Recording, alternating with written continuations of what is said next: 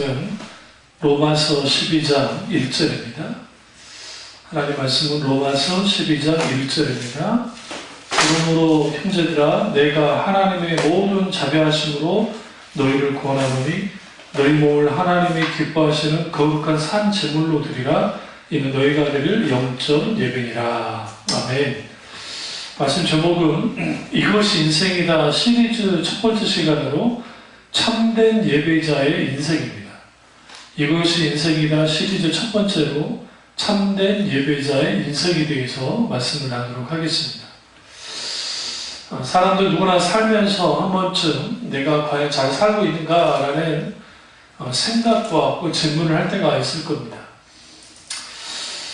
주로 이럴 때는 일이 잘 풀리지 않거나 또 인간관계에 문제가 생길 때, 또 내가 잘못을 저질렀을 때 자신에게 실망하거나 또 좌절하거나 때로는 더 이만 가는 삶의 무게가 너무 무거워서 그런 생각을 할 때가 있습니다.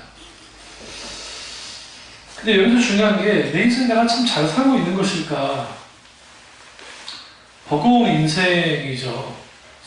살면 살아갈수록 쉽지 않는 게 인생입니다. 그런데 이런 인생을 살아갈 때 성경에는 다양한 인생을 살아가라고 우리에게 말을 하고 있습니다. 문제는 뭐냐면 인생에 있어서는 속도보다는 방향이 중요합니다. 믿음도 마찬가지지만 믿음의 속도보다는 방향이 중요합니다. 어떤 방향으로 가고 있느냐가 우리 신앙의 성패를, 우리 인생의 성패를 가늠하기 때문에 그렇습니다. 그럼 우리가 하나님이 주신 인생, 그 인생을 살아가는데 어떤 사람은 죽지 못해서 사는 사람이 있고 무엇을 위해서 사는지도 모르는 사람이 있고 오늘 하루가 다인 것처럼 소위 욜로 인생이라 해서 즐길 거 즐기고 그런 인생들이 있고 또 살아남기 위해서 발버둥 치는 사람이 있고 죽지 못해서 사는 사람도 있고 때로는 잘 나가서 성공가도를 다니면서 사는 인생도 있습니다.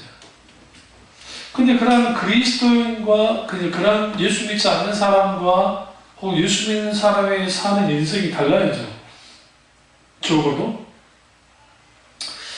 인생의 해답은 하나님께로부터만 찾을 수 있습니다. 왜 그러냐면 하나님이 인간을 창조하셨기 때문에. 그러니까 창조주이신 하나님 안에 우리 인생의 해답이 있는 것을 보게 되었습니다. 내 인생 어떻게 흘러갈까? 어떤 삶을 살아야 가치 있는 삶을 사는 것인가? 이라는 고민은 믿는 사람이나 믿지 않는 사람이나 동일하게 하는 고민입니다.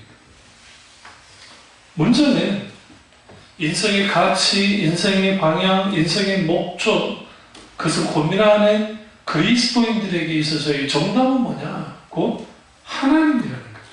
성경의 첫 말씀이 태초에 하나님이 천지를 창조하시니라. 마지막 구절이 아멘 주 예수여 오시옵소서. 마지막 아멘으로 끝나죠. 그러니까 모든 것이 하나님부터 시작하고 모든 것이 하나님으로부터 끝나는 게 인생입니다.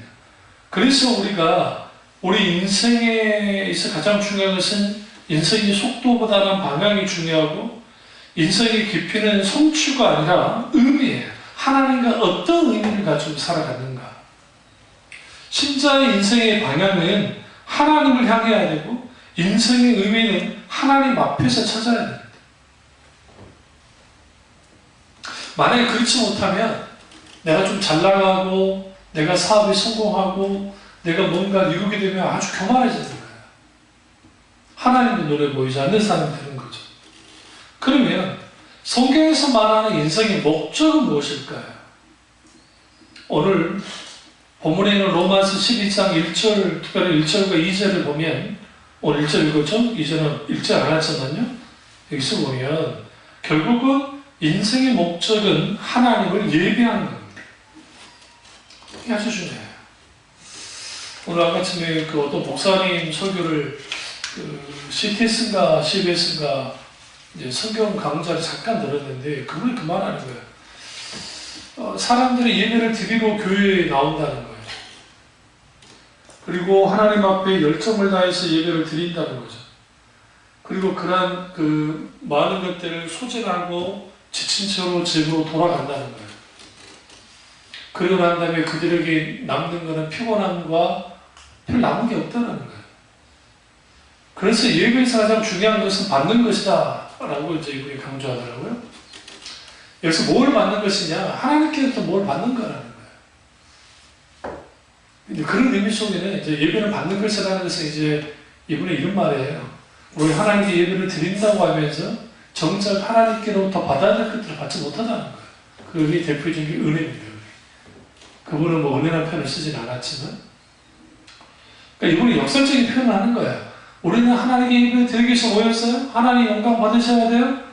정작 우리가 하나님께로부터 받는 것이 없으면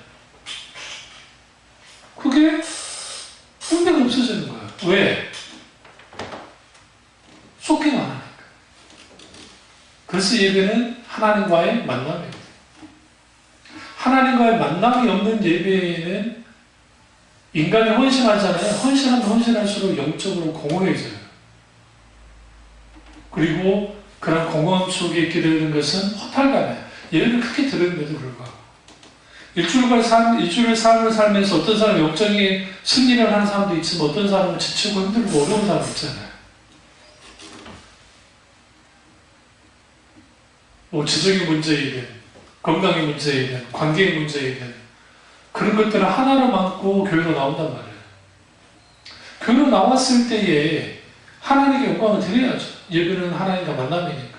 하나님과의 만남 속에서 충분히 주님으로부터 뭘 받아야 되냐면 공급을 받아야 돼요. 물론 예배 드릴 때 하나님께 은혜 받기 위해서 예배 드린다는 것은 틀린 말은 아닌데 우리가 뭔가 하나님께 공급받기 위해서만 예배 드리는 것도 잘못된 거예요. 그렇게 말하는 것도. 반대로 하나님께 영광을 위해서 드린다고 하는데 말은 영광이라고 하는데 정작 예배 가운데 하나님의 만지심이나 하나님의 임재나 하나님의 놀라우신 채우신 은혜나 그런 것이 없다고 한다면 이런 선순환하듯이 예배가 계속되어져야 되는데 그런 게 없어지면 그 예배는 죽은 예배가 된다는 거예요. 이게 문제죠. 그래서 성경을 보면 인생의 목적을 몇 가지로 정리할 수 있어요. 그 대표적인 첫 번째가 뭐냐? 하나님을 경배하는 겁니다.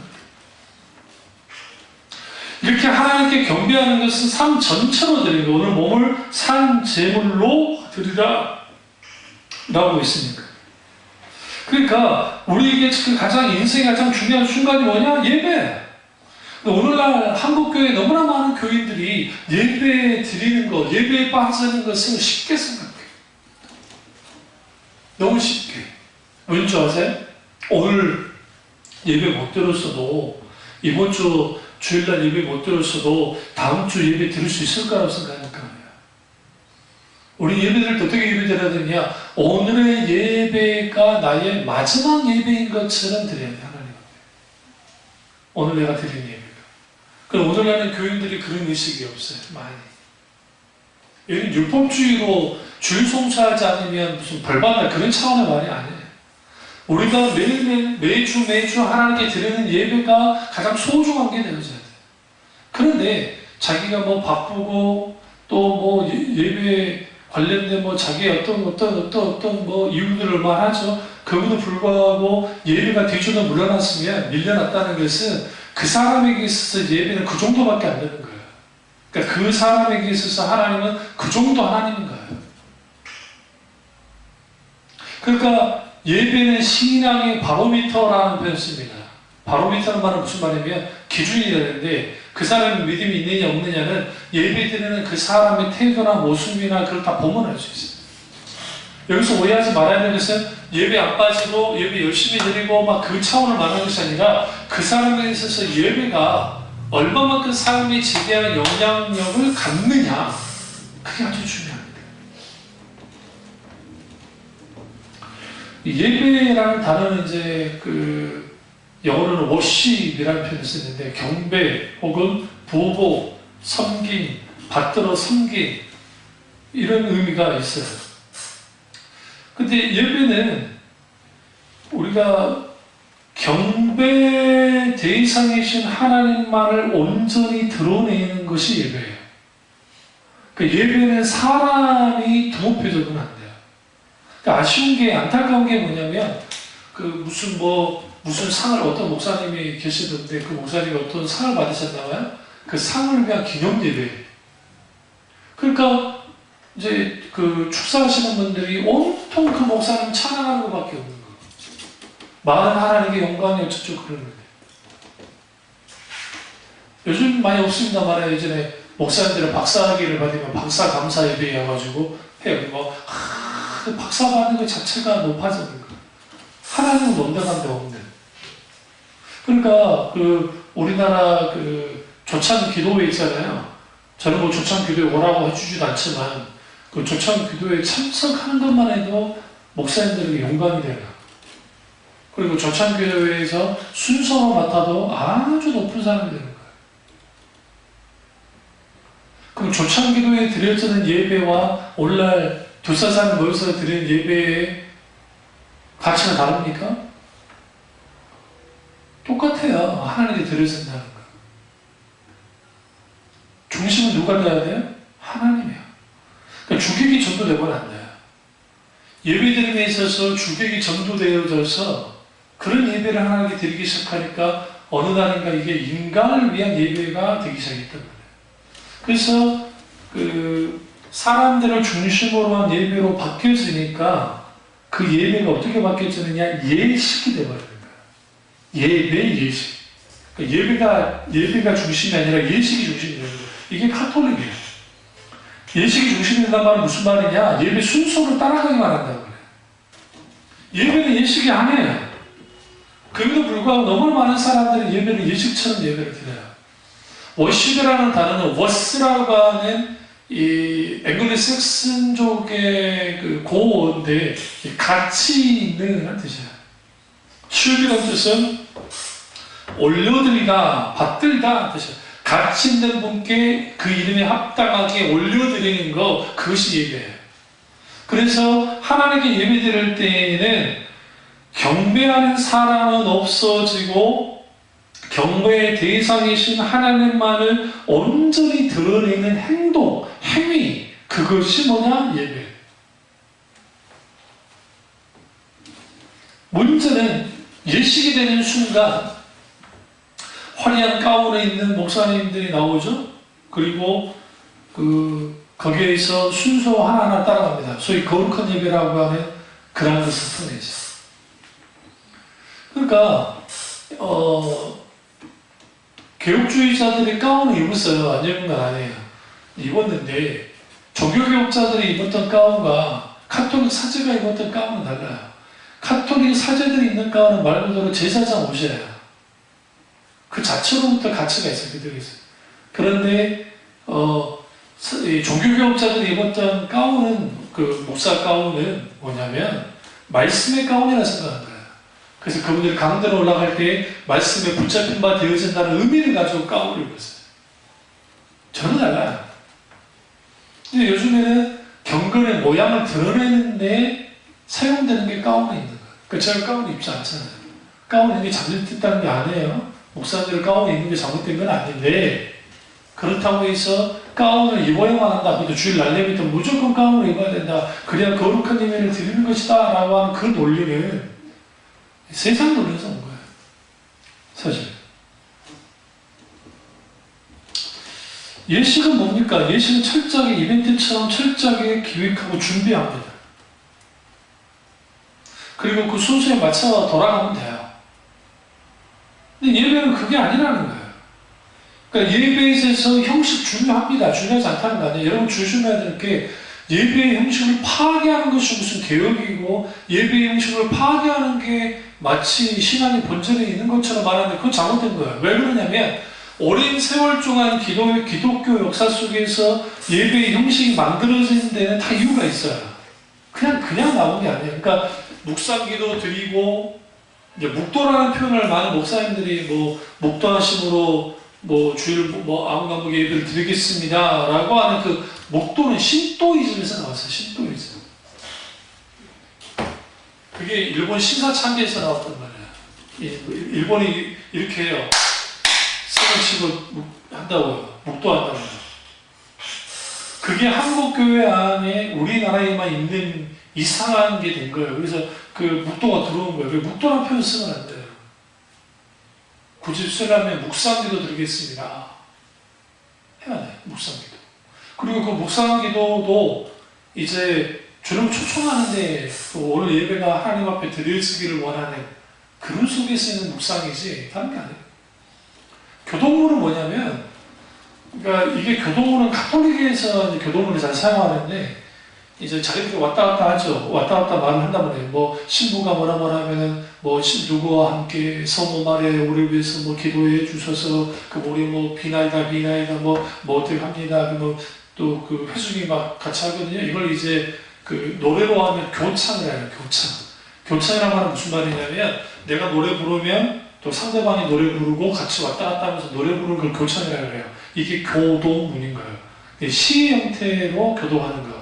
근데 이제 한국교회는 이 교동문 예식이라는 게 어떻게 변질됐냐면, 그 굵은 글씨는 교인들이 읽고 얇은 글씨는 목사가 읽는 거 정도밖에 안 됐단 말이에요.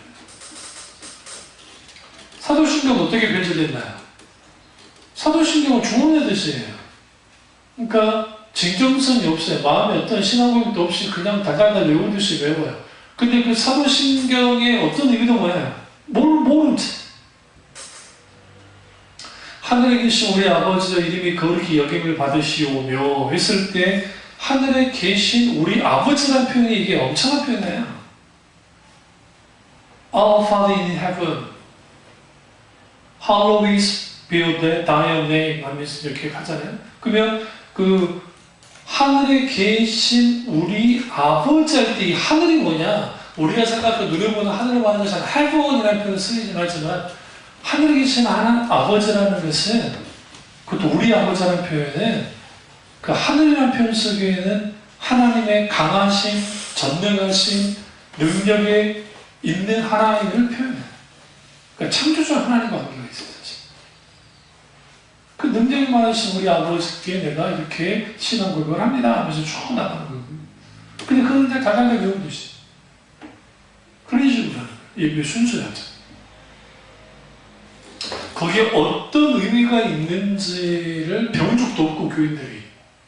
그러니까 예식하듯이 예배가 드려지니까, 이제 오늘 이제 인생의 목적이 예배하는 인생인데, 하나님 앞에 어떻게 예배하는 인생으로 살아야지에 대한 진짜 고민이 없어요. 그냥 주일예배 나가 죽이면 좋은 거예요. 목사들이 그래서 오늘날에 어떻게 바뀌어졌냐면, 과거의 목회자들과 과거의 교인들 사이에 있던 거와 완전히 다르게 요즘에는 주일예배 나와주는 게 고마운 거예요. 그러니까 그런 상태에 있으니까 설교가 제대로 될 리가 없죠, 그들이.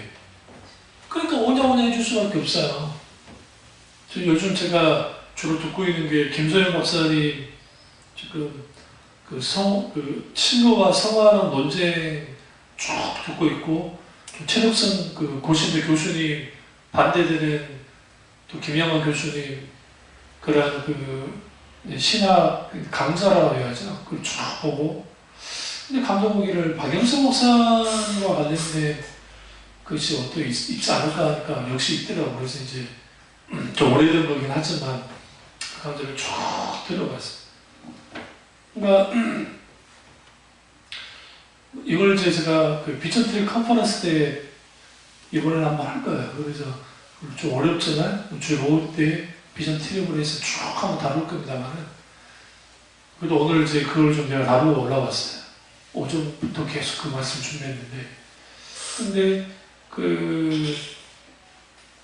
정말 오늘날의 교인들, 그러니까 신자들이 구원의 확신의 문제부터 시작해서 그 치매의 문제, 옳았다 여겨지는 문제, 기타 등등 이런 그 종교교육의 보물과 같은 그러한 것을 누리지 못해요.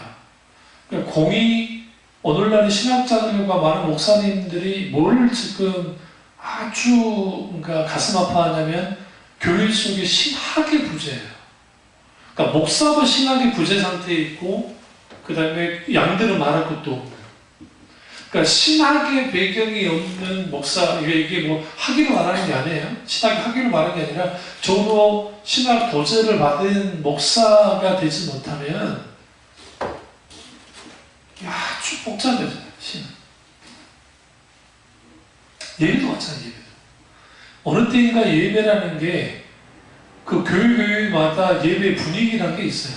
그래서 그 예배 분위기에 맞게 예배를 드립니다. 문제는 뭐냐면 예배에서 가장 중요한 게 뭘까요? 은혜 받는 것일까요? 중요하죠. 하나님의 영광 받는 것일까요? 중요하죠. 그런데 그것만큼 가장 중요한 게 있는데 그게 뭐냐면 예배에 있어서 아주 중요한 게 거룩함이에요. 여기서 거룩함은 하나님의 임재를 경험하는 거예요. 예배 가운데 하나님의 임재가 있게 될 때 그 회중들 속에 무슨 일이 벌어지느냐? 회심의 사건들이 일어나요. 예배 속에서. 회개하고 돌이키고 하나님 앞에 나아가는 그런 일들이 일어난단 말이에요. 근데 이러한 일들이 오늘날 예배 속에서 사라져버렸어요. 그러다 보니까 자꾸만 감정에만 모든 사람들이 몰두하는 거예요. 그 감정 과잉이 우리 50년도, 60년도, 70년도, 80년도, 90년도 우리 50년 이상을 소위 그린식의 신앙의 감정, 극도의 감정 어떤 과잉 속에 있었고, 물론 거기에 그렇게만 치부할 수 없는 게 또 하나님의 부흥의 역사가 있기는 했으니까 그러는데, 그러다가 이게 90년도 말에 2000년 딱 넘어오니까 그런 것들이 먹히지 않기 시작하니까 이제는 아주 세련된 형태로 나오기 시작해요. 그리고 그렇게 세련된 형태로 나왔던 소위 교회들이 소위 숫자상 성장들을 엄청나게 했어요.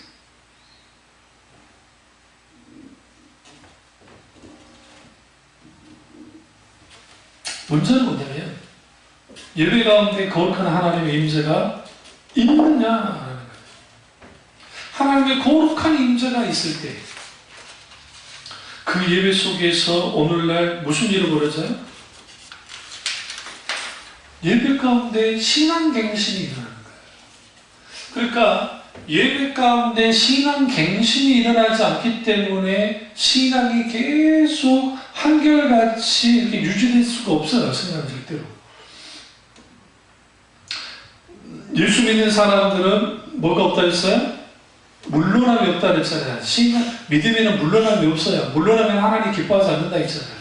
그러니까 굉장히 자기 신앙이 유지한다는 건 불가능하고 화석화되어 가는 거예요. 슬슬 굳어져 가고 그 형식적인 신앙으로 빠지고 이걸 이제 예전 토조 목사님 말했던 것처럼 그러니까 습관적인 신앙 형태로 굳어져 버려요.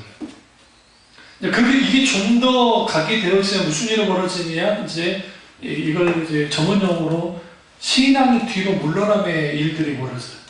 신앙이 뒤로 물러나기 시작해요. 이제 퇴보되는 거예요. 물러남의 현상이 일어나면 급격하게 여기서 이제 무슨 일이 벌어지냐면 영적인 침체, 그 다음에 영적인 신앙의 패배들이 일어나요. 그러니까 이제 습관적으로 저는 죄를 이기지도 못하고 하나님 은혜를 마음껏 누리지도 못하고 이것도 아니고 저것도 아닌 애매한 상태의 신앙이 딱 되어져요. 그러면 곧장 자기도 살아야 되잖아요. 살아야 되니까 그래서 이제는 뭐 하게 되느냐? 자기 신앙의 합리화로 가기 시작하는 거예요. 자기 신앙의 합리화.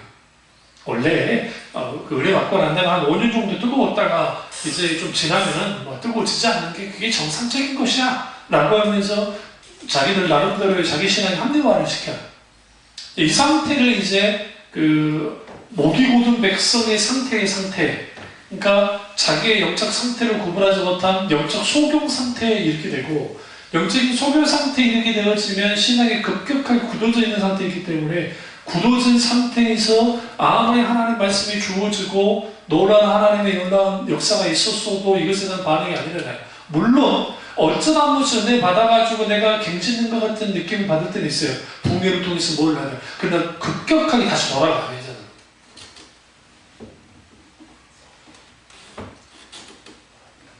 그렇게 되어지면 이제 김단주 목사님의 여러 계산사 같은 책이 있지만 그 두 가지 책, 영혼의 실증의 책과 그 다음에 게으름이라고 하는 이러한 상태에 확 빠져버려요. 그렇게 되어지면 이제는 하나님의 놀라운 이 소스, 그러니까 하나님의 자원을 누리지 못하고 하나님의 임재, 하나님 함께 하신 하나님 놀라운 일들이 그들 가운데 없어져요. 하나님의 인도를 받는 것, 기도 응답을 받는 것, 하나님과 친밀한 교제를 나누는 것, 하나님과의 관계 속에 있게 되어지는 수많은 놀라운 영적 자원들이 땅에 쏟아지기 시작하고 그렇게 되면 이제 영적으로 고립되어져요. 그러니까 이게 가장 무서운 게 뭐냐면 예배드리러 나왔는데 하나님께로부터 고립되는 거예요. 하나님이 안 느껴져요. 그러니까 예배드리러 나왔는데 하나님이 안 느껴져요. 예배드리러 나왔는데 거기에 하나님 놀라운 은혜도 없어요. 예배드리러 나온 하나님의 역사심도 없어. 하나님의 놀라운 친밀한 교제 속에 있는 하나님의 음성과 세미한 음성과 말씀의 깨달음과 놀라운 하나님의 그런 일들이 없어져요.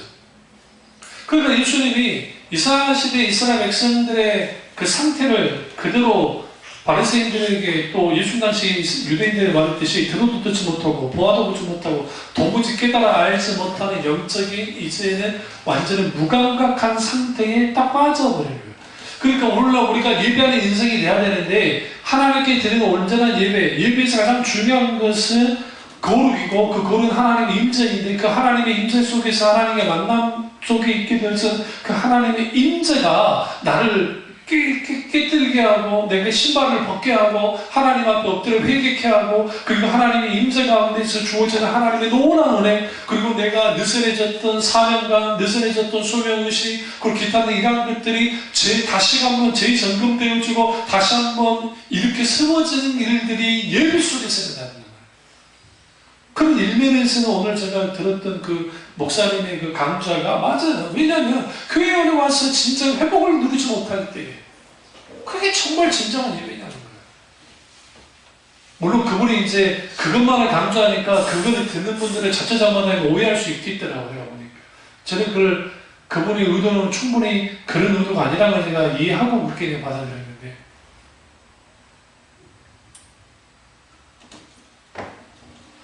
그래서 어떤 신학자의 말처럼 오늘날의 교회가 그러니까 전 세계에 있는 한국 교회뿐만 아니라 너무나 많은 교회들이 영적인 흑사병에 걸렸다는 거예요. 흑사병이 뭡니까? 주위에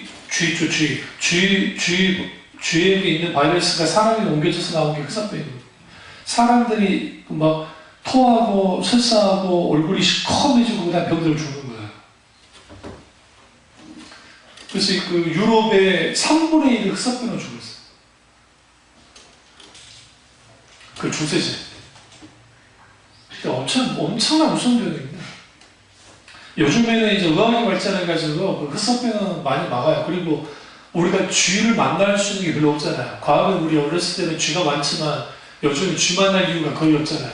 그만큼 상하수도가 이제 하수도 이런 시설이 잘 되어 있기 때문에 그러는데 어쨌든 그 흑사병이라고 왜 그러느냐 정신적으로나 영적으로나 거룩하게 잃어버렸기 때문에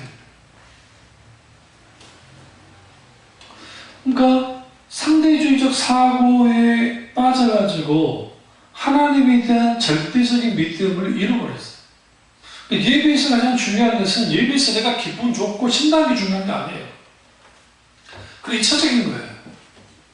예배에서 가장 중요한 것은 내가 지금 드리는 예배가 하나님이 받으실 만한 예배인가를 우리는 분명히 물어야 해요. 그러니까 우리는 매 주일마다 오늘 뭐 예배 공예배 때마다 하나님 오늘 내가 어떻게 예배드리기 원하십니까? 내가 어떤 식의 예배를 드리고 내가 무엇을 예배하기를 원합니까? 오늘 목사님의 설교가 있을 텐데 그 설교 말씀 속에서 내가 어떻게 그 말씀을 받아들여야 할까? 성령께서 역사하시고 주장해 달라. 그리고 하나님께 예배 드리면 다르죠. 문제는 영적으로 혼탁해지다 보니까 이런 상태에 있다 보니까 예배가 이제는 자기들의 복을 얻는 수단이 되어버립니다. 주일 예배에서 주일 성수하면 복 받고 주일 성수하지 않으면 벌 받는다고 하는 도식을 한국교회 전통 가운데 있었습니다. 율법주의적으로. 그래서 주일 성수하지 않으면 하나님이 친다는 의식을 갖게 있고, 주일 성수를 잘하면 복받을 수밖에 없다고 그걸 강조를 했고, 그래서 주일 성수가 강조됐죠. 오늘날에는 주일 성수가 무너진 지 옛날에 통계조사에 보면 교회에 등록을 했지만 매주 주일날 예배 나올 때 30% 이상이 안 나와요. 이게 뭐 초대교회 아니라 뭐가 돼도 다 비슷해요. 거의 대부분의 교회들이 등록 교회의 30%는 교회를 안 나와요. 주일날. 빠진다 봐요. 여러 번 빠진다. 그러니까 그런 식으로 된 시대가 되어버렸어요. 되어져 버린 시대. 왜 그럴까요? 예배에 있어서 가장 중요한 것은 예배드리는 내용, 예배드리는 형식도 중요하고 거기에 예배에 뭘 담는 것도 중요하지만 예배에서 가장 중요한 것은 거룩이라는 표현 썼고 또 하나 가장 중요한 게 뭐냐면 내가 드려지는 거예요. 그러니까 자기 드려짐이 없는 예배를 드려요. 오늘날.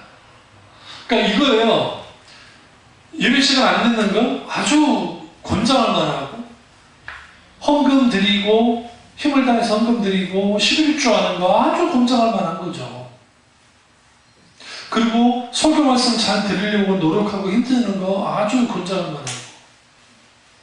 그리고 거기에 뭐 찬양 봉사든 뭐든 하면서 이렇게 봉사하는 거 아주 권장할 만한데 정작 드려져야 될 게 드려지지 않는 게 뭐예요? 자기 자신이 안 드려지는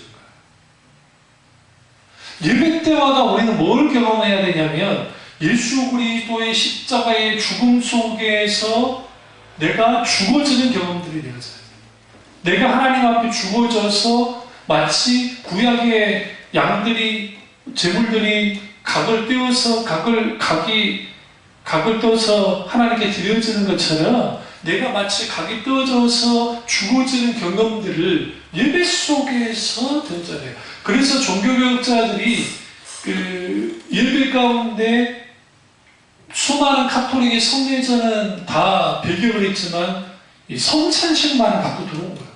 그래서 종교교육자들은 매일 주일마다 성찬식을 드렸다고 해요.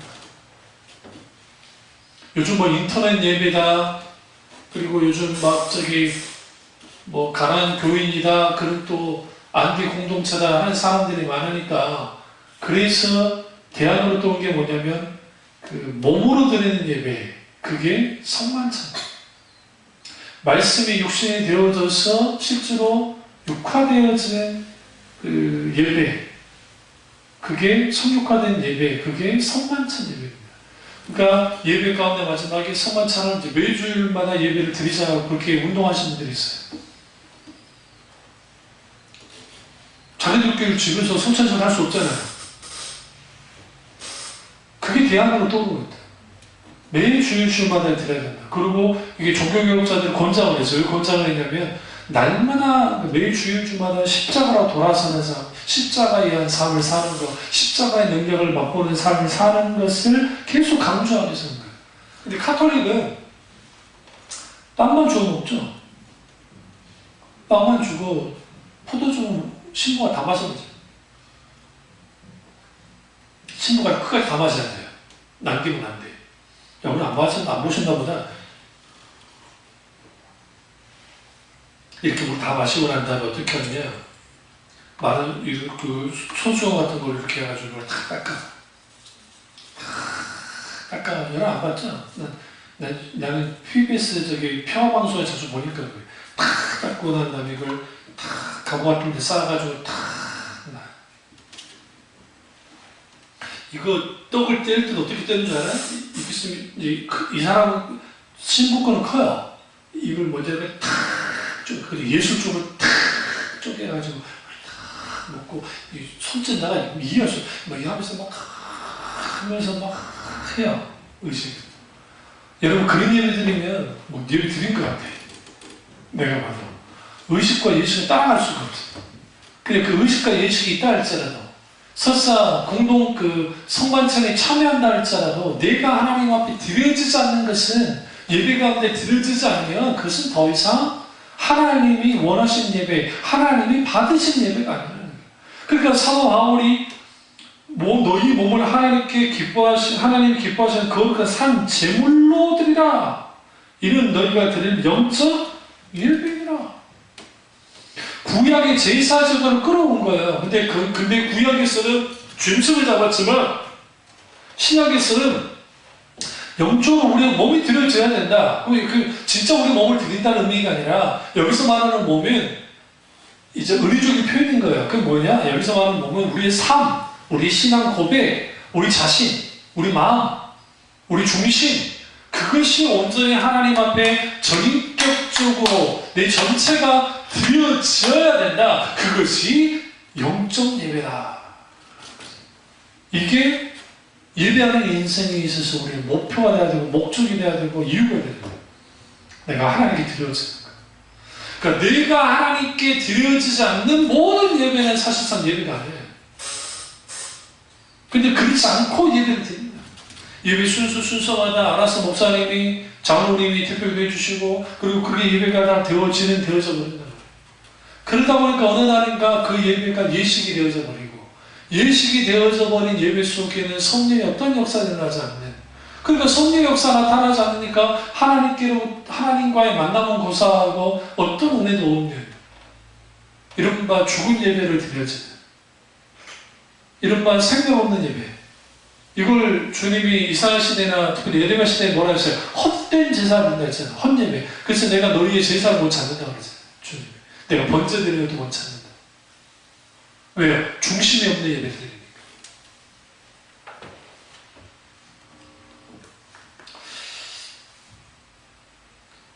우리가 하나님 앞에 번제로 드려진다는 것은 우리가 온전히 하나님 앞에 태워지고 연계가 돼서 올라가는 거죠. 이런 것처럼 결국은 우리가 예수 그리스도 안에서 내가 영적으로 이렇게 마치 각이 떼어지고 그 다음에 불로 태워져서 연기로 올려진 것 같은 그러한 이 일들이 우리 예배 속에서 일어납니다. 구약의 제사제도와 신약의 예배의 차이가 뭡니까? 구약의 제사제도에는 뭐가 있어요? 헌물도 있었지만 제물도 있었죠. 짐승이 잡혀져야 되잖아요.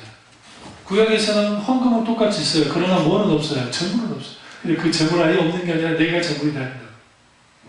예수 그리스도 앞에. 영적으로. 또 이것을 12장 1절 해석을 삶의 예배에 대해서 강조를 하면서 공적 예배에 대해서 무시하는 그런 설교하는 목사님들이 좀 계신 것 같은데 그건 아주 잘못된 거예요. 왜 그러냐면 삶의 예배라는 것은 공적 예배의 회복 없이는 불가능해요. 다시 말하면 주일날 모여서 하는 예배, 기타 우리의 공적 예배 있죠. 그 예배가 온전히 하나님 앞에 드려져야 그것을 바탕으로 해서 삶의 예배까지 드립니다. 그럼 삶의 예배는 뭐냐면 먹든지 마시든지 아버지의 영광을 생각했잖아요.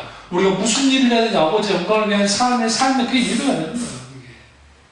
내가 직장생활을 하든 내가 집에서 설거지를 하든 내가 자녀를 양육하든 어떤 일을 하든 먹든지 마든지 어떤 것이 아버지의 영광을 위한 삶을 살아갈 때 거기에서 삶의 예배가 되어지는 것이고 그것을 아버지께 가지고 나오는 거예요. 내가 드려지는 예배. 그러니까 이번 주 드렸던 예배 속에서 내가 만난 하나님과 오늘 드리는 예배 때 만나는 하나님이 같을 수는 없잖아요. 그분이 같은 하나님이긴 하잖아요. 왜? 내 처지와 환경 여건이 다르니까.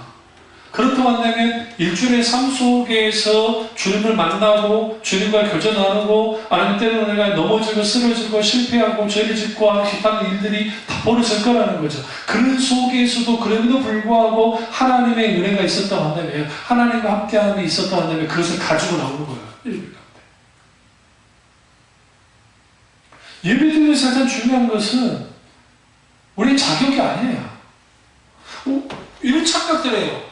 자기 집에 문제가 생기고 뭔가 어떤 일이 벌어지면 내 마음이 편해지고 난 다음에 예배 나오게 하는 사람이 있어요. 아주 어리석은 사람이에요.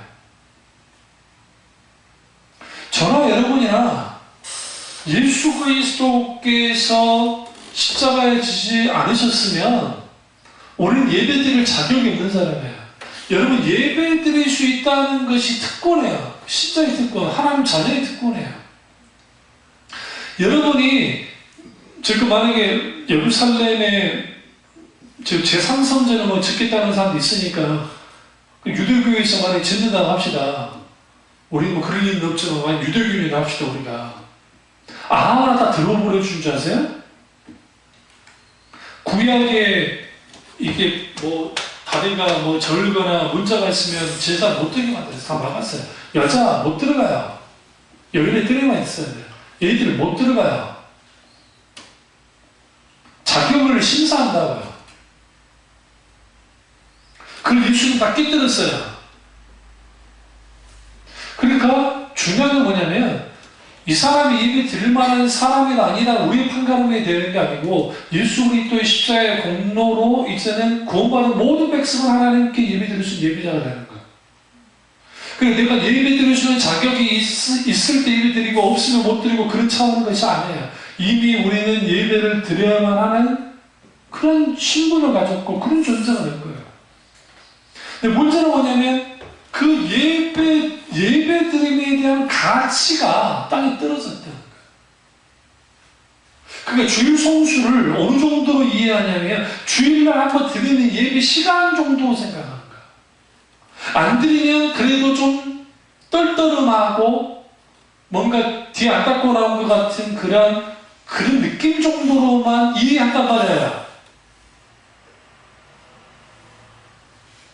그러니까 주일 성수를 그 정도로 이해하기 때문에 주일 성수의 가치라는 것이 그렇게 크지 못해요. 그러니까 이것을 율법주의가 과거 목사님들이 율법주의로라도 어쨌든 주일 예배 드리지 않으면 저주받는다는 그런 것을 가지고 어쨌든 교회로 나오게 만들었지만 어느 나라 교회들은 그런 거 통하지 않는다고. 그럼 왜 그런 일이 벌어지느냐? 참된 주일 성수가 뭐냐는 거예요. 김달주 목사님의 장문의 뭐 이제 그 주일 성수라는 책도 있지만 그분의 아티클 그 논고를 보면 그 주일 성수가 소위 말하는 그 기독교 전통 가운데 내려왔고 그 다음에 종교개혁자들의 전통 그 전통 속에 있었고 아주 좋은 전통이라는 거예요. 그런데 왜 그것이 무너졌냐는 거예요. 가장 중요한 이유 중에 하나는 예배 이해의 부족이에요. 예배가 뭔지는 모르고 예배 드리는 거예요. 그러니까 다시 말하면 내가 하나님 앞에 예배 드리는데 근데 자기가 드리는 예배가 뭔지도 모르고 드리는 거예요. 어떻게 드리느냐? 불교식으로, 도교식으로, 유교식으로, 샤머니즘식으로 신에게 나와서 제의하듯이 내가 정성 들여서 정성껏 예배 드리면 된다고 생각하는 거예요. 그냥 하나님이 원하는 것은 우리의 정성 중요해요. 우리의 준비 중요해요. 그러나 우리가 아무리 예배 드릴 수 있는 준비를 잘한다 할지라도 주님이 원하는 것은 다윗의 고백처럼 상하고 통한 심령이에요. 내 중심이 찢어지고 내 자신이 하나님 앞에 드려지는 그 예배를 주님이 원하는 거예요. 그 예배를 드려야 돼요. 그게 어떻게? 매 주일마다 나의 마지막 예배인 것처럼 드려야 돼. 그러나 우리는 그 예배가 나는 또 그 예배를 드릴 수 있을 거라 생각하는 것처럼 하니까 주일 예배에 나올 때 예배 시간에 늦는 거 쉽게 생각하는 거예요.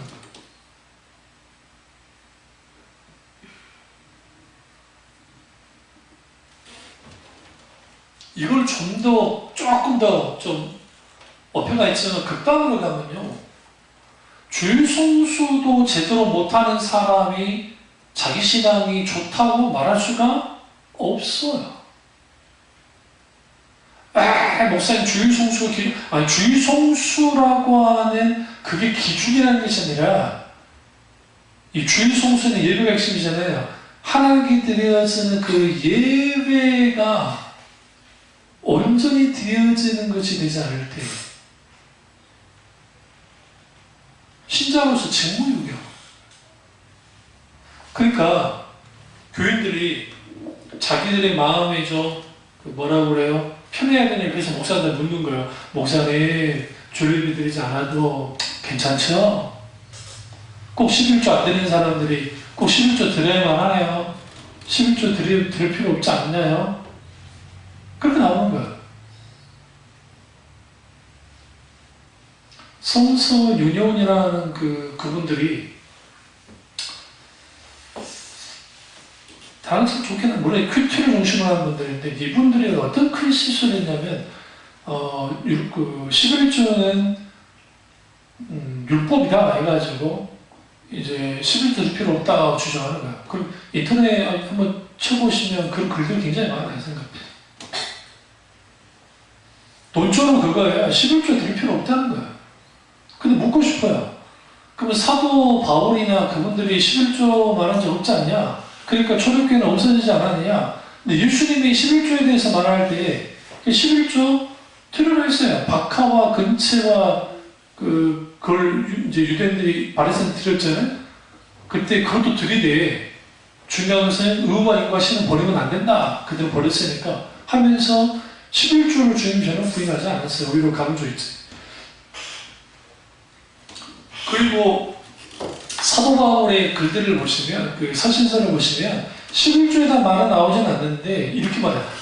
할 수 있으면 믿음의 분량들을 더 많이 헌금하라. 이 말은 무슨 말이냐면 한국 교인들은 대부분 11조 하면 이제 헌금은 다 헌금처럼 생각해요. 쉬운 건 아니니까 솔직히 11조라는 게. 근데 사실 사도 바울의 노조를 살펴보면 11조 그 이상의 헌금을 하는 거예요. 왜? 할 수 있으면 더 많이 헌금하라. 자원하라. 이런 건 있죠. 빚내서 헌금하게 하는 목사님들이 많거든요. 요즘에 빚내서 헌금하면 그거 나가버리잖아요. 여러분, 빚내서 헌금하는 게 성경적입니까?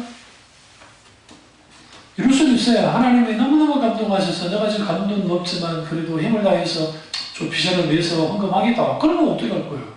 하나님의 감동 가운데 자기 믿음의 분량들하면.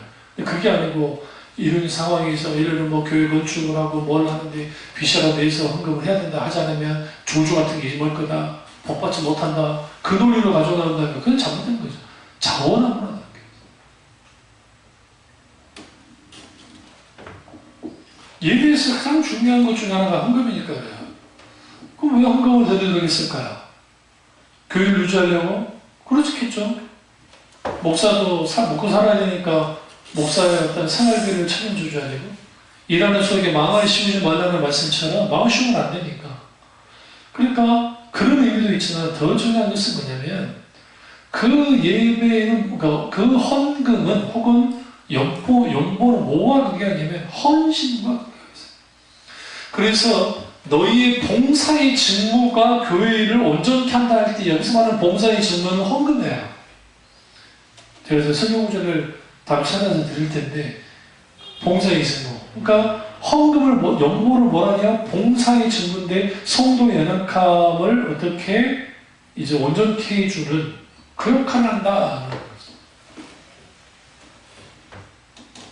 그래서 하나님께 드리는 헌금에 인색한 사람이 실제로 하나님을 사랑한다고 할 수가 없어요. 절대로. 이건 정확한 거예요. 근데 그것도 아닌데 제가 하나님 사랑하는데 말로만 사랑하는 거지 실제로. 그 조심해야 될 것은 뭐냐면 예를 들어 뭐 시험이 들었거나 목사님과 사이가 안 좋아졌으면 가장 교인들이 무기로 쌓인 게 뭐예요? 헌금부터 안 해요.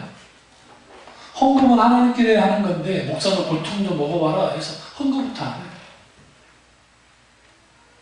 그런 분들 많이 봤어요. 그런 장로도 많이 봤고 그런 권사들도 많이 봤고 그런 돈 있는 집사들도 많이 봤어요. 자, 불교에서 생활하면서 10년 이상 생활하면서 응? 직분 받으려고 그 당시 포텐샤 어느 개나 말하지 않겠습니다만 제가 부교체 했을 때 포텐샤가 처음 나왔을 텐데 그 수용차 목사님 사줬거든요. 어느 날 갑자기 목사님이 세차를 하고 있더라고.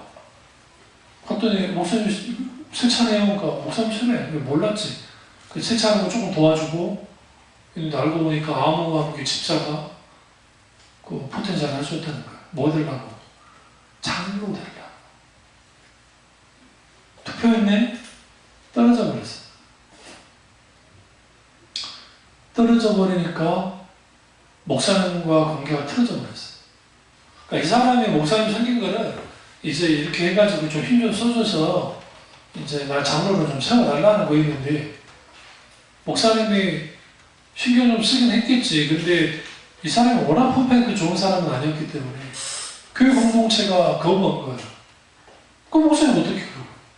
그러니까 그때부터 꼴짝을 모르기 시작하는데, 내가 저 목사한테 뭐 용돈도 많이 주고 또 뭐 차도 이렇게 사주고 내가 그래도 헌금도 이렇게 했는데 그 다음부터 뭐부터 안 하냐? 헌금부터 안 해. 그래서 꼴짝을 모르는 거야. 안면을 주면서. 이게 오늘날 교인들의 모습이에요. 그게 벌써 한 27, 8년 전의 일인데. 그러니까 여러분, 그런 것들이 오늘날로 있지 못할까요? 아니요. 아니야. 그들의 눈에 누가 없는 거야? 하나님이 안 계시는 거야, 하나님이. 하나님의 눈에 안 보이는 거예요. 왜요? 예배가 예식 혹은 의식과 형식으로 끝나다 보니까 예배 현장에서 찾아오신 하나님에 대한 인식이 없어요. 왜? 하나님의 거룩함 속에 있는 하나님의 임재를 경험한 적이 없으니까. 그런 예배가 살아나야 개인의 부흥과 가정의 부흥과 교회의 부흥이 일어나는 것이고, 이 나라 인민족의 부흥이 일어나는 거예요. 그러니까 그 새벽교순교회 컨퍼런스 때 이기수 목사님 사모님 그랬잖아요. 그 과거에 그 컨퍼런스, 연합 컨퍼런스에 있었던 그 하나님의 놀라운 임재가 느껴지지 않는다고. 이게 아주 심각한 말인 거예요. 왜냐하면 그 앞에 나가 있는 그 멘토 되는 리더십을 발휘하고 있는 그분들의 입에서 나온 말이고. 저도 그래요. 저를 봐도. 과거에는 스물교회에서 이제 요즘 이제 너무 멀어서 가지도 않지만, 그래도 컨퍼런스 시즌이 되면 그 인터넷에서는 늘 꼭 듣고 해야 되는데, 요즘에는 그 인터넷으로 생중계 안 해줘도 아쉽지가 전혀 않아요. 내가 문제이기도 하겠지만, 뭐가 많이 무너져 버렸냐면, 그 예배 가운데 있는 하나님의 생명이, 하나님의 놀라운 은혜가 많이 무너져 버린 거예요. 그걸 여목사님 탓으로 돌려도 안 되고, 또 이 목사님 탓으로 돌려도 안 되는 게, 그게 그만큼 어려운 거예요. 그걸 계속 유지해 나간다는 게 어려운 거예요. 그래서 부단히 주님과의 관계 속에서 회심이 있는 예배 되게 하기를, 우리 교회도 꼭 그 기도하셨는데, 참여중앙교회 가운데 하나님의 회심의 역사가 있는 일들이 우리 가운데 계속 일어나는 기도해야 돼요. 그게 뭐냐? 얘기하는 인생이에요.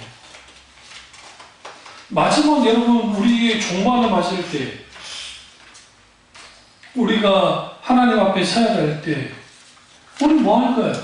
진정 하나님 앞에 예배자로 서는 거예요. 그리고 그 예배 속에서 하나님이 주는 기쁨이 회복되어야 돼요. 스가랴 3장 14절 50절에 보면, 17절에 보면, 시온에 따라 노래할지어다. 이스라엘아 기쁘게 부를지어다. 예루살렘에 따라 전심으로 기뻐하고 즐거워할지어다.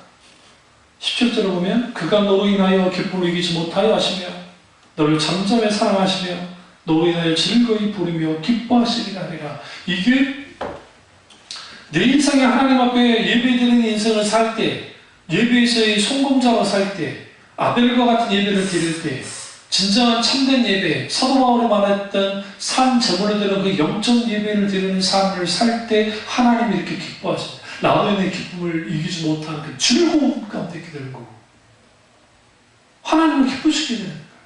그 기쁘신 하나님이 가만 계시겠어요? 당연히 그 하나님이 우리 가운데 뭐 하시느냐, 항상 기뻐할 수 있는 너는 은혜를 베풀어 주시다. 삶의 원동력이 거기 있어요. 여러분, 아무리 좋은 곳에 여행을 가도요, 그 기쁨 그렇게 오래 가지 못해요. 무슨 말이냐? 우리가 하나님을 기뻐하는 거, 그리고 그렇게 내가 기뻐하는 그 하나님을 내가 온전히 높여들었을 때 그로 인하여 기뻐하신 하나님으로 말미암아 우리 속에 미소 짓게 되어진다고 한다면 그것만큼 괜찮은 게 없어요. 이 세상에 살면서 하나님과 인생의 스토리, 주님과의 나만이 갖고 있는 그런 스토리가 있어야 돼요. 이걸 좀 더 그럴싸하게 표현한다면 하나님과 우리 사이에 추억들이 있어야 돼요. 그 추억이 어디서 만들어질까요? 삶의 현장에서 경험한 하나님 통해 만들어지기도 하지만 우리의 예배 가운데에서 그런 일들이 일어나요. 그것을 성경이 원한다고 말하고 있습니다. 그래서 우리는 예배하는 인생을 살아야 되고 그 예배하는 인생 가운데 하나님이 찾아오셔서 우리를 어떻게 합니까? 우리에게 하나님의 임재의 거룩함을 보여주시고 하나님의 놀라운 은혜와 기쁨을 맛보게 만들고 그리고 그 예배 가운데 우리가 만져져서 주님을 닮아가는, 주님을 더 사랑하는 사람으로 바뀌어집니다. 그 은혜가 저와 여러분의 길을 주님으로 축원합니다. 기도하겠습니다. 기도하실